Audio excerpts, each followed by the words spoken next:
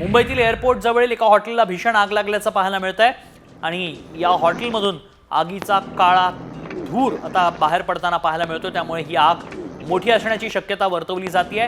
अग्निशमन दलाच्या गाड्या तातडीनं रवाना करण्यात आल्याचंही पाहायला मिळालंय। मात्र हेच हॉटेल आहे ज्या हॉटेलमधनं काळा धूर बाहेर पडतोय। मोठ्या प्रमाणात भीषण अशी आग लागल्याचं पाहायला मिळतंय। अंधेरीमध्ये हे हॉटेल आहे।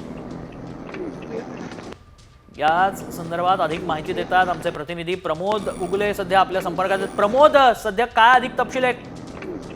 नक्कीच मुंबई विमानतळापासून काहीच अंतरावर एका हॉटेलला आग लागल्याची प्राथमिक माहिती आहे।